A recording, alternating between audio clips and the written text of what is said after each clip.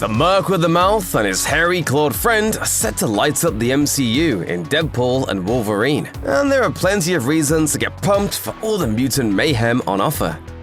Ryan Reynolds' portrayal of Deadpool was a long time coming. Although he originally made his debut as a misconceived version of Wade Wilson in 2009's X-Men Origins Wolverine, Reynolds has been attempting to produce a Deadpool solo film as early as 2004. The project faced resistance from 20th Century Fox for years due to Reynolds' insistence that it be rated R. Luckily, test footage of Reynolds in the role leaked in 2014, reigniting fan interest and proving that a Deadpool film might find an audience, which it most certainly did. We all sort of said at the beginning, someone should leak it, someone should leak it. So the idea was planned, but I'm 70% sure it wasn't me. Released in 2016, Deadpool quickly exceeded box office expectations, grossing over $780 million against a budget of only $58 million. At the time of its release, Deadpool also became the highest-grossing R-rated film of all time, and was only dethroned by its own 2018 sequel, Deadpool 2. Part of the franchise's success can be attributed to its marketing campaign, spearheaded by Reynolds, as well as its appeal to both non-superhero fans and deeply invested lovers of Marvel Comics. As the first film of the franchise to officially be part of the Marvel Cinematic Universe, the expectation is that Deadpool and Wolverine will be another smash hit at the box office. One big hurdle that the MCU has been struggling with is the connectivity of all its projects. Films like 2023's The Marvels require casual fans to familiarize themselves with many different projects, including Disney Plus series like WandaVision and Ms. Marvel, as well as previous films like Captain Marvel and Avengers Endgame. Even hardcore fans of the franchise have found it exhausting to keep up with Marvel's constant output. You have questions? Yes. I had a lot of questions. I'm sure you had a lot of questions, but rest assured, we're going to answer them right now. Thankfully, Deadpool and Wolverine director Shawn Levy explained that his film is designed to be a light-hearted summer adventure at the movie theater, while also satisfying longtime Marvel fanatics. He told the Associated Press, "I very much made this film with certainly a healthy respect and gratitude towards the rabid fanbase that has peak fluency in the mythology and lore of these characters and this world. But I didn't want to presume that. This movie is built for entertainment, with no obligation to come prepared with prior research. Even judging by the trailers, it seems like Deadpool and Wolverine will offer a healthy middle ground for both hardcore MCU viewers and less informed audiences." Even before Jackman hung up his claws in Logan, he and Reynolds floated the idea of bringing their characters together on screen again. Having last traded blows in X-Men Origins Wolverine, the Deadpool films have also mocked Jackman's character repeatedly, so a rematch simply seemed inevitable at some point. Jackman in particular had been dreaming of a Deadpool-Wolverine crossover since he saw the original Deadpool in 2016. He told Variety, "All I kept seeing in my head was 48 Hours with Nick Nolte and Eddie Murphy, so it's been brewing for a long time. It just took me longer to get here." It also took Reynolds officially making the offer for Jackman to go back on his word that Logan would be his last time playing the character. I suggest you reconsider. Thankfully, Deadpool and Wolverine is respectful of Jackman's history with the character, while also bringing something new to the table. This will be Jackman's first time donning Wolverine's iconic yellow and blue suit after 2 decades of playing the role.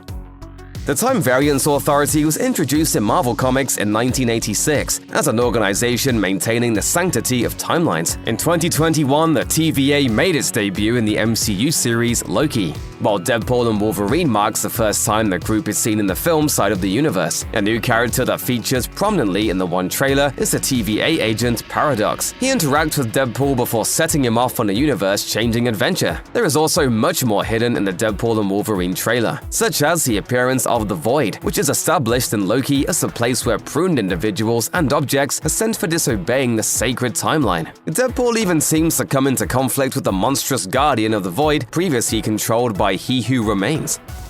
Since they first appeared on screen together in X-Men Origins Wolverine, Reynolds and Jackman have had a friendly rivalry both in their personal lives and in the media. Particularly in the years of press for Deadpool and its sequels, Reynolds has taken any and all opportunity to rib Jackman regarding Wolverine. This has included following the Australian actor to his press tours for other movies, mocking the actor in character in the Deadpool films, and both men playfully roasting each other via social media. Ryan Reynolds takes up so much air in the room. them. In 2018, as an example, Reynolds and Jackman made fake political attack ads aimed at each other, subtly promoting the PG-13 recut of Deadpool 2, titled Once Upon a Deadpool, and Jackman's the frontrunner. They've also amped up their play conflict and promotional efforts for their individual companies, as well as birthday messages to each other on social media. With the release of Deadpool and Wolverine, this good-natured public war will likely ramp up and continue. Given how ruthless Deadpool has been in making fun of Wolverine and Jackman in the films, this feud is unlikely to ever end.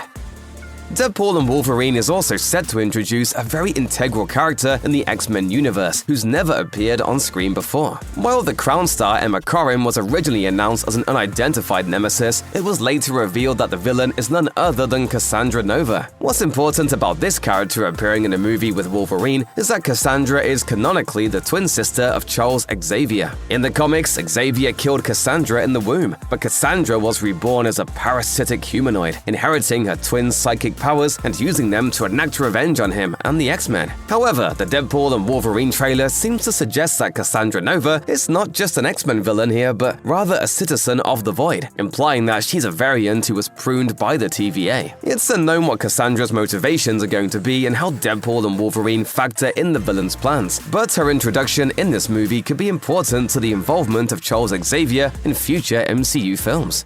Boys are so silly. The first two Deadpool films have playfully referenced other Marvel movies produced by 20th Century Fox, from their roasts of Jackman's Wolverine to cameos by other cast members from the X-Men films. Early in the development of Deadpool and Wolverine, it was made clear that the film was going to take advantage of its transition to the MCU. However, it wasn't until filming began that fans started to get excited by how the movie would acknowledge the abandoned Fox universe. Early set photos revealed a Deadpool vs. Wolverine fight taking place near a decimated 20th Century Fox logo, a scene which appears in the early trailers for Deadpool and Wolverine. Given the involvement of the Time Variance Authority, it's likely that this scene takes place in the Void, where the 20th Century Fox universe may have been sent after Disney's purchase of the film studio. This could open the door for many memorable faces from the Fox films to cameo in the film, with some fans speculating about appearances by former Fantastic Four heroes like Chris Evans and Michael B. Jordan. While fans are excited for future MCU films like Fantastic Four and the inevitable X-Men reboot, Deadpool and Wolverine might be the last hurrah for many of Fox's former Marvel stars, or at least the ones who are enthusiastic about the idea of returning to the roles. Yeah, it's me, Deadpool, and I got an offer that you can't refuse. One A-list star from Marvel's movie past returning for Deadpool and Wolverine is Jennifer Garner. The actress notably appeared as the assassin Elektra in the 2003 Daredevil movie starring her future ex-husband, Ben Affleck. Elektra later featured in her own self-titled spin-off movie. And despite the ending leaving the door open for the character to return, the film reportedly damaged Garner's career and stalled progress on female-led movies for an entire decade. That's why fans were surprised when it was confirmed that Garner would reprise her role in Deadpool and Wolverine, though perhaps she saw it as an opportunity to do justice to the character. As she told The Hollywood Reporter, she felt the film suffered from not being supervised by Kevin Feige. She said, "It's such a shame, honestly, because once Kevin took over, everything there was elevated. The writing, the direction, the comedy inside of the stories they were telling, and I did not have that experience." At least Deadpool and Wolverine will give Garner an opportunity to play Elektra in a film that has Feige's involvement. Deadpool and Wolverine also marks the third collaboration between Reynolds and director Shawn Levy, who previously teamed up for Free Guy and The Adam Project. Levy's previous credits include executive producing and directing episodes of Stranger Things, as well as the Night at the Museum movies. So when it comes to creating a crowd-pleasing action film, there's truly no better duo than Reynolds and Levy. Levy set up high expectations for Deadpool and Wolverine, telling Deadline that fans should not expect it to just pick up where Deadpool 2 left off. He said, "It's a different thing that's very much Deadpool and Wolverine, and it's not trying to copycat anything from the first two movies. They were awesome, but this is a two-handed character adventure." While the previous Deadpool films have been helmed by strong action movie directors, the reunion of Reynolds and Levy could be good news for fans of the franchise, as the duo seems very comfortable with and confident in each other as collaborators. In exchange, I said that I would consider joining his boy band.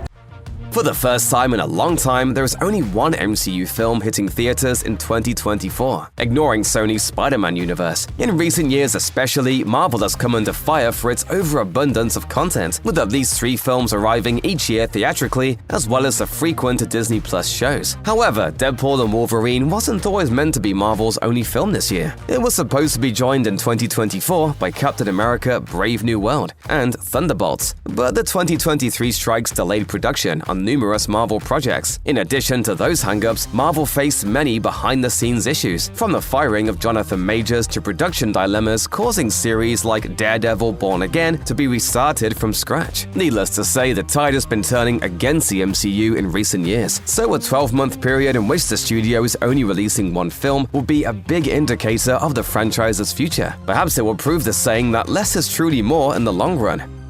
Among Marvel's many issues in the so-called multiverse saga is the ability to tie up all the loose ends introduced so far, leading up to their Phase 6 tentpole, Avengers: Secret Wars. While films like Spider-Man: No Way Home and Doctor Strange in the Multiverse of Madness have already set up stakes involving the multiverse, Deadpool and Wolverine will likely be a big domino in the chain of events leading to that all-star movie. Rumors have swelled that Deadpool and Wolverine won't exactly be the end of the story for Jackman's Wolverine either. The actor may be poised to return to the role yet again in Avengers: Secret Wars, though insiders allege that his only condition for Marvel is the opportunity to share the screen with Tobey Maguire's Spider-Man and Robert Downey Jr.'s Iron Man. That alone would certainly make Secret Wars one of the most iconic films in the history of superhero movies. Other than those rumors, Deadpool and Wolverine may also begin tying together loose ends previously established in recent films and Disney Plus series. This includes the activities of the TVA in Loki, to whatever Shang-Chi's been doing, to Monica's end credits scene in the Marvels.